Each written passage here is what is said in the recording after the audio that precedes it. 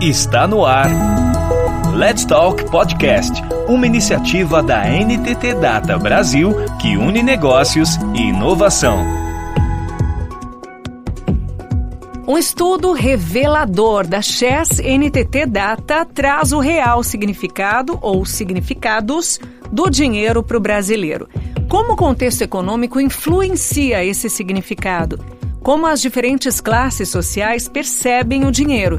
Qual é a importância da família nesse contexto? O significado do dinheiro é o tema deste episódio que reúne os profissionais que desenvolveram essa pesquisa. Eles trazem informações importantes para o mercado, as empresas, os profissionais e os estudantes. São eles Diego Celistre, Head of Consumer Insights, Research and Strategy na Chess São Paulo, e Bárbara Reis, Senior Researcher and Strategy na NTT Data Brasil. Meu nome é Diego, eu sou Head de Pesquisa, Consumer Insights e Estratégia na Chess da NTT Data. E eu estou junto aqui com a Bárbara, que vai se apresentar também para nós aqui. Se apresenta aí, Bá. Oi, pessoal, tudo bom? Meu nome é Bárbara, eu sou pesquisadora e socióloga aqui de Chess. Estou aqui com o Di hoje para bater um papo sobre o estudo que a gente desenvolveu aí do significado do dinheiro. A gente está muito feliz de estar aqui falando sobre esse estudo. Foi um estudo que a gente queria muito fazer, né? O estudo do significado do dinheiro para os brasileiros. Ele surgiu de muitos projetos que a gente vinha realizando e a gente ouvia muito da própria boca dos brasileiros que muitas vezes as empresas não entendem que o significado do dinheiro pode ser completamente diferente para cada pessoa. Então a gente queria entender um pouquinho isso e um pouquinho além. Então a gente desenvolveu um estudo que teve uma fase qualitativa, com 18 entrevistas com brasileiros de todas as classes sociais, e também entrevistamos 5 especialistas do mercado financeiro e do mercado de consumo, e uma fase quantitativa com a participação de 1.004 brasileiros de todo o Brasil. E aí nos ajudou muito a entender qual o significado na vida deles do dinheiro, conceitos, referências de educação financeira, formas e canais de pagamento, tendências, aonde o brasileiro está usando o dinheiro, o que ele está consumindo. E aí eu acho que aqui para começar o nosso papo, Bah, eu sempre gosto de lembrar que a gente, quando estava fazendo a análise, a gente descobriu que tem 3 drivers que são muito importantes e que influenciam muito o que significa dinheiro para o brasileiro. E eu acho que esse primeiro driver aí, ele é o contexto econômico do Brasil. E a gente está vivendo num momento de crise, e esse momento de crise acaba fazendo com que as pessoas percam o poder de consumo, faz com que o endividamento cresça muito no Brasil, ou seja, muitas famílias, muitos brasileiros passando por dificuldades, né? E isso obviamente vai afetar o significado do dinheiro, e ele está conectado com um segundo driver, que é o driver de origem e classe social. E aqui, né, Bah, eu acho que a gente, quando a gente estava fazendo a análise, a gente propositalmente olhou para 2 extremos.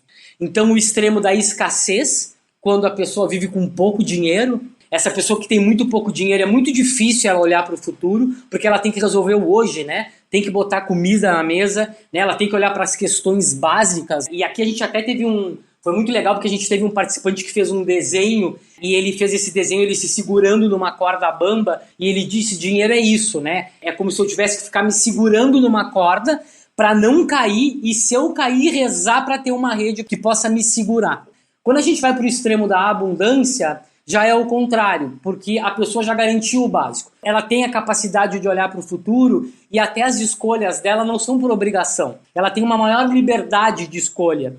E aí até o desenho que um dos participantes que pertence a uma classe social privilegiada fez foi uma ilha, né, com um pôr do sol lindo, dizendo que dinheiro é sobre liberdade, né? Que na verdade o dinheiro é que tem que me ajudar a ter a vida que eu quero. Então são opostos bem diferentes.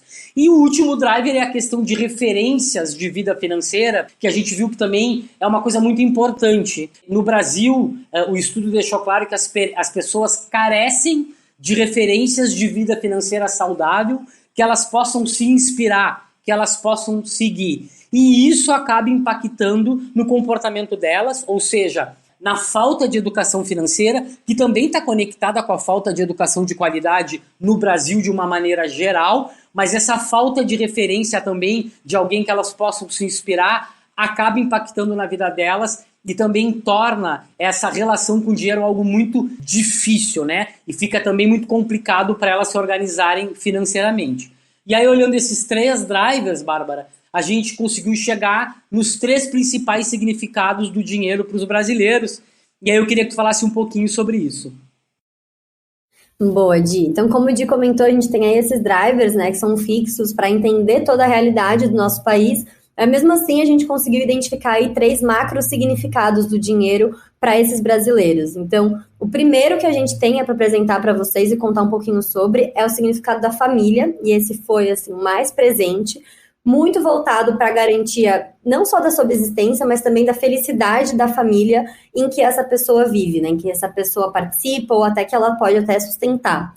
Qual que é a grande questão do significado da família? A gente tem que lembrar da realidade do Brasil, como muitas famílias têm dificuldade de ter um acesso a uma educação de qualidade, a saneamento básico nos seus bairros, a uma saúde pública ou um plano de saúde de qualidade. Então, garantir esse sustento, essa base familiar, acaba sendo onde o brasileiro precisa concentrar a maioria dos seus esforços financeiros, pensando que muitas vezes não sobra tanto para aplicar em outras esferas, né? Então, esse é o grande significado que a gente encontrou em primeiro lugar. Não quer dizer que esse brasileiro também não olhe para outros significados e também use o seu dinheiro e faça planos pensando em eles. E um próprio exemplo disso é o segundo grande significado que a gente identificou, que é o dinheiro como uma possibilidade, né? Uma chave que faz com que você tenha prazer para conseguir aproveitar a vida.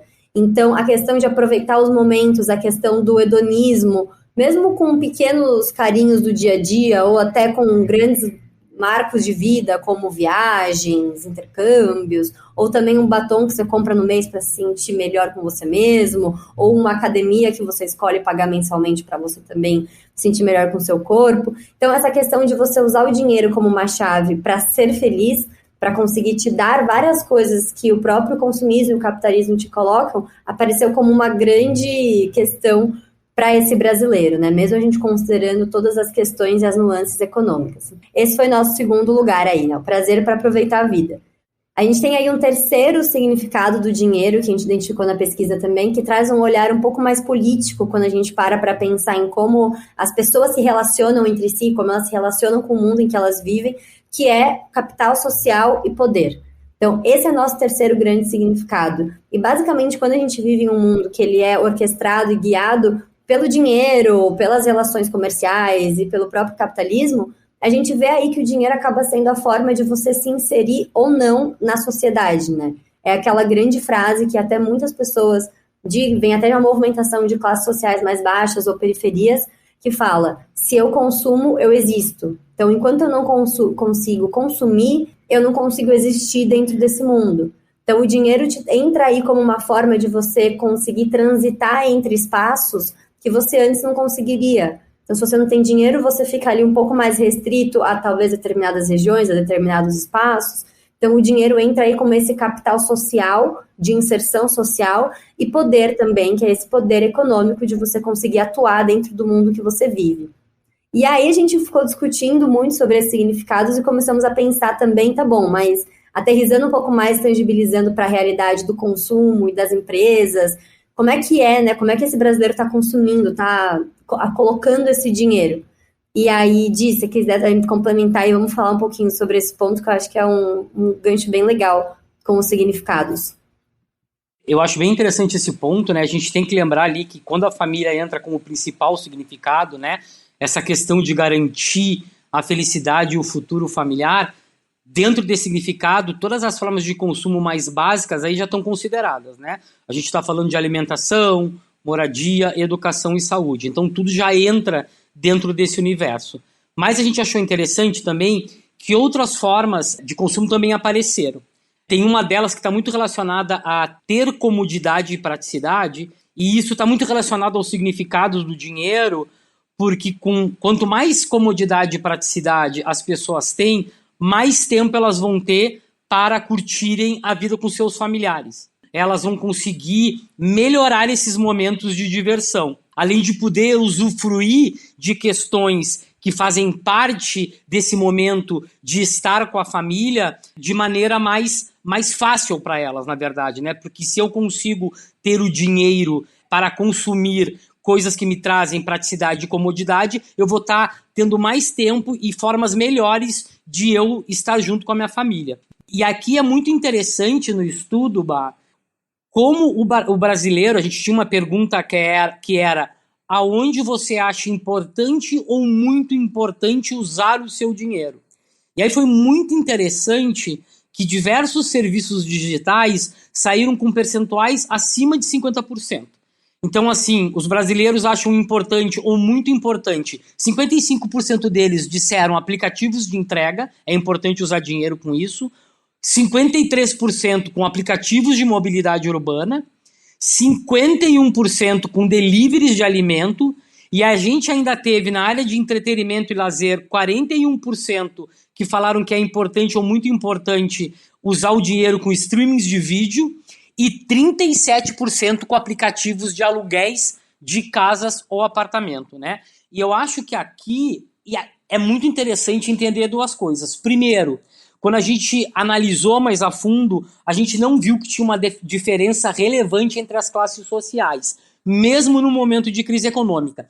Até porque, devido a toda a nossa fase qualitativa, ficou muito claro que nas classes sociais mais baixas existem ecossistemas onde as pessoas tendem a se ajudar, né? Então, sim, eu uso um delivery de entrega de comida para pedir uma pizza do vizinho, ou de um aplicativo de mobilidade para que um vizinho me leve até um local que eu estou precisando. Então, eu ajudo essas pessoas que fazem parte da minha comunidade e eles acabam me ajudando também.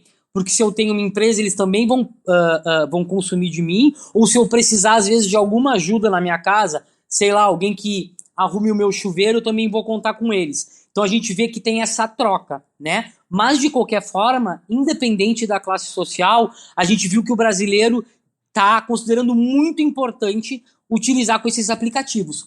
Por quê? Porque eles trazem, na verdade, simplicidade.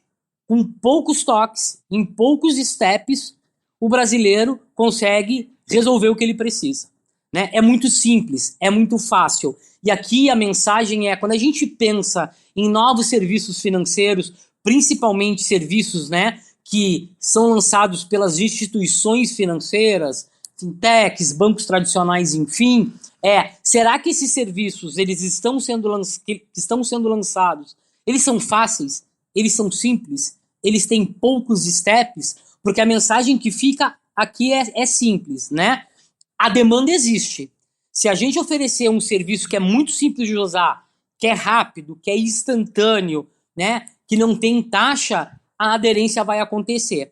Então eu acho que essas formas de consumo também, elas trazem uma questão interessante que um papel que já foi dos bancos no passado de digitalização da população, né, desde a época da criação da internet, ou mesmo quando a gente começou, né, com o Bank Line, eu acho que hoje quem está como protagonista desta educação de digitalização são esses aplicativos de delivery, de mobilidade urbana e de entretenimento, porque eles trazem simplicidade e eles deixam os benefícios muito claros para os usuários, né? Então, acho que aqui tem uma oportunidade, né, para o mercado financeiro como um todo, olhar um pouquinho para essas soluções e aplicar essa simplicidade, aplicar esses poucos steps para conseguir também retomar esse protagonismo como os grandes educadores, né? Como quem vai inserir a população. Porque antes de lançar um novo serviço digital, é ainda necessário educar, é ainda necessário se conectar com uma população que não tem uma educação de qualidade, então tem que entender qual a linguagem usar e como de fato colocar esse brasileiro que é tão distinto, que é tão diverso, no centro de qualquer solução e de qualquer produto que venha a ser lançado. E eu acho que daí a gente começa a conectar também um pouquinho, Bárbara, com algumas tendências que a gente estudou, né? Que a gente fez um grande estudo aqui de tendências, mas a gente procurou dar um olhar, né, para tendências que a gente também pudesse entender se elas já estão se manifestando hoje em dia ou não. E aí eu acho, Bá, que seria muito legal tu contar um pouquinho, falar um pouquinho das principais tendências aí que a gente encontrou e que eu acho que é muito legal aqui trazer para a gente conversar um pouquinho sobre elas. Boa, Di. Então, você falou tudo agora, essa questão que a gente conseguiu fazer, que foi muito legal no estudo, de trazer um pouco dos dados, assim, e nos achados do estudo, cruzando eles com tendências do mercado. E a própria primeira tendência que a gente começa esse capítulo durante toda a pesquisa é uma tendência que a gente chama de as ondas da forma de pagamento, né, das formas de pagamento. E a gente conseguiu até quantitativamente mensurar ali como hoje em dia o brasileiro está ranqueando aí as melhores formas de pagamento em que ele mais gosta de usar para fazer, enfim, para fazer compras ou desenvolver algum tipo de pagamento, né? E aí o que é muito interessante de falar sobre essa tendência é justamente o destaque do Pix. Então o Pix, ele apareceu com tudo, é muito interessante como ele desbanca soluções de pagamento como TED, DOC, ou até o dinheiro vivo, que são soluções que existem há muito mais tempo. E o principal que a gente vê com o Pix é a praticidade, a garantia de entrega, a agilidade que ele traz e a rapidez em que aquele dinheiro vai cair na sua conta. Então, fazer a transação é muito simples, você passar para o outro a como fazer essa transação também é muito simples, a agilidade e a rapidez que o dinheiro cai na conta da pessoa que está recebendo também é super importante. Então, a gente vê aí o Pix como a inovação de pagamentos favorita, inclusive até para empreendedores que já hoje em dia falam aí que preferem receber por Pix. Então, a gente vê aí um grande destaque para essa solução. Uma outra tendência que a gente traz aqui é muito legal, também entrando nessa seara, é uma tendência em que a gente chama de o dinheiro que não é dinheiro, que é uma tendência que traz muito esse olhar de que hoje em dia a gente não, se a gente vai comparar, por exemplo, o preço de um livro com o preço de um outro livro em outra loja, a gente não vai olhar só para o valor do livro. A gente vai olhar, por exemplo, qual que é o frete, a gente vai olhar se tem cupom de desconto, vai olhar se tem cashback, vai olhar se, por exemplo, o cartão que eu vou usar para comprar esse livro tem investback, né, que são essas práticas de você comprar algo e ganhar dinheiro em troca ou até ganhar um investimento em troca. Então, hoje em dia, a gente não está mais falando do valor monetário financeiro da etiqueta de um produto. A gente está falando de todo esse ecossistema que tem ao redor dele, que não é dinheiro, mas ao mesmo tempo acaba se tangibilizando no bolso do consumidor como dinheiro. Teve até um participante da pesquisa que ele falou, poxa, no iFood a gente tem ali vários cupons de desconto se você compra um lanche que vem com Coca-Cola. Então, Coca-Cola é dinheiro, porque comprar uma Coca-Cola me dá desconto na minha próxima compra no restaurante. Então, a gente tem aí esses significados novos, essas interpretações novas para o dinheiro que se tangibilizam nessa tendência. A gente tem também uma outra tendência que fala também um pouco sobre meios de pagamento, que é a tendência de meios de pagamento seamless, que são esses pagamentos invisíveis, né? Essa nova movimentação de todas as empresas de terem experiências sem barreiras e intermediários. Então, o pagamento por aproximação, o pagamento por QR Code, o pagamento por carteira no celular, o pagamento por um Apple Watch ou um outro relógio que você encosta e realiza o pagamento. Então, cada vez mais a gente vê aí essa movimentação de cortar steps e facilitar o pagamento, o que é muito bom para um consumidor que está cada vez mais acostumado a ter processos invisíveis e também ele demanda esses processos invisíveis porque são mais práticos, mas também é muito bom para o outro lado, do lado de quem está vendendo, porque você diminui ali também o tempo de consideração antes de você antes do consumidor, né, passar por várias etapas de, pega o cartão, passa o cartão, tira o cartão. Então, a gente vê aí um ganho para ambos os lados. E por último, que é uma tendência que a gente queria também contar um pouco aqui, ainda tem outras no estudo, que a gente também traz vários dados quantitativos e qualitativos para embasar, mas uma outra tendência que a gente queria falar é sobre as moedas digitais, sobre as novas moedas digitais. Então, há muitos anos atrás, a gente começou a falar de dinheiro virtual, mais ou menos, quando foi falar até de mercado de Bitcoin, etc. Isso é um bom tempo. E aí até podia parecer que moedas digitais ficariam ali paradas naquele conceito, né, naquele universo, na verdade, mas hoje em dia não. O que aconteceu é que, a partir do momento em que a gente começou, enquanto consumidor, entender que dinheiro pode virar algo na internet, na tecnologia, que não é necessariamente a moeda do seu país, então assim, não é que eu tenho R$1, R$2 ou €1, €2, mas eu tenho ali uma moeda na internet que tem outro significado. Isso abriu uma porta para as marcas, por exemplo, e empresas desenvolverem moedas próprias, moedas digitais com sua própria lógica, de lucro, com a sua própria forma de transação, com o seu próprio valor, com sua própria valuation, com tudo. Então, a gente vê que hoje em dia você tem, por exemplo, jogos de videogame no PlayStation, por exemplo, FIFA, que tem a moeda FIFA, e que você vai lá e faz uma série de compras e de movimentações dentro do jogo com essa moeda. Você vê também empresas como as gigantes chinesas, como Shein ou até a AliExpress, que você tem ali moedas específicas dessas empresas em que você pode gastar essas moedas dentro daquele ecossistema. Então, se você, por exemplo, compra no AliExpress um balde e você faz ali uma review positiva daquele balde, ou até negativa, mas você faz uma review que vai ajudar uma próxima pessoa, você ganha uma moeda do AliExpress. E aí você vai acumulando e depois troca essa moeda por desconto, ela é aplicada no final da sua compra. Então a gente está vendo aí que as moedas digitais estão chegando com tudo também, e que as empresas estão utilizando elas para personificar cada vez mais, para personalizar, na verdade, cada vez mais os próprios produtos delas e criar ali um ecossistema em que o consumidor fica totalmente ali dentro, reproduzindo e tendo ali uma relação quase de um ciclo, né? Você compra algo lá, você ganha moedas, você gasta moeda, compra mais. Então, a gente vê aí também essa grande ascensão das novas moedas digitais. E essas eram as principais aí que, para dar um spoiler, não dar tanto spoiler assim da pesquisa, mas a gente escolheu trazer aí essas 4 tendências para falar um pouco de como toda essa discussão do dinheiro se aplica no mercado através da pesquisa que a gente desenvolveu. Pô, acho que muito legal, acho que a gente falou bastante coisa, né? É sempre bom lembrar que o estudo aí está disponível. Eu vou repetir porque eu falei disponível, né? Bárbara, muito legal, eu acho tudo isso que a gente conversou aqui, né? O estudo ele tem bastante informação, ele está disponível aí nas redes sociais da Chas NTT Data, para quem quiser conhecer mais o estudo. Eu acho que é uma mensagem que a gente tem repetido bastante, né? Principalmente nesse tema.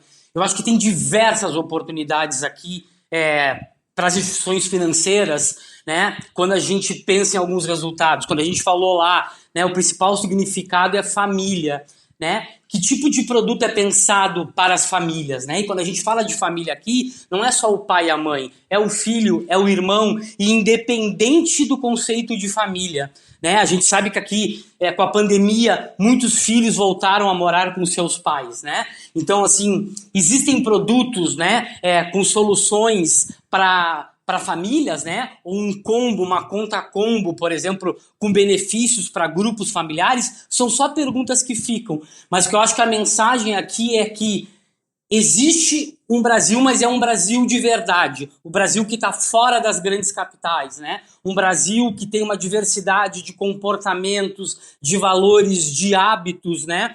Inclusive diversidade de questões sociais também, pessoas que estão em camadas da sociedade bem distintas, lembrando que a grande maioria hoje é uma maioria que carece de educação financeira, carece de educação de qualidade, né? Carece de serviços que tenham uma linguagem simples, com benefícios claros. E é para esse Brasil que a gente tem que olhar. Então fica aqui o convite também para pensar um pouquinho sobre isso, né, Bá? E também para as pessoas aí acessarem o estudo que está disponível nas redes sociais, como a gente falou. Bom, Di, foi super legal falar desse estudo aqui hoje. Eu, pessoalmente, gosto muito dele. Não é porque a gente desenvolveu, mas eu acho que traz aí tópicos que são super importantes, que falam tanto sobre a estrutura social da nossa sociedade, quanto como isso se materializa em questões de mercado. Então, fica aí o convite para todo mundo conhecer o estudo. E obrigado aí por todo o papo e pelo tempo aí que quem está ouvindo disponibilizou a ouvir um pouco a gente falar aqui. Também queria agradecer aqui, foi muito, muito bom participar aqui do Let's Talk, foi um prazer, e a gente também, eu e a Bárbara, a gente está aqui à disposição também para quem quiser conhecer o assunto de maneira mais profunda, pode nos procurar, né? A gente também está aberto para apresentar esse estudo em quem tiver interesse, nas empresas e universidades, pode nos procurar que vai ser um prazer também. Muito obrigado e um grande abraço aí para todo mundo que escutou aqui o Let's Talk. Tchau, tchau. Você ouviu Let's Talk Podcast, uma iniciativa da NTT Data Brasil que une negócios e inovação. Toda semana tem novidades por aqui. Até lá!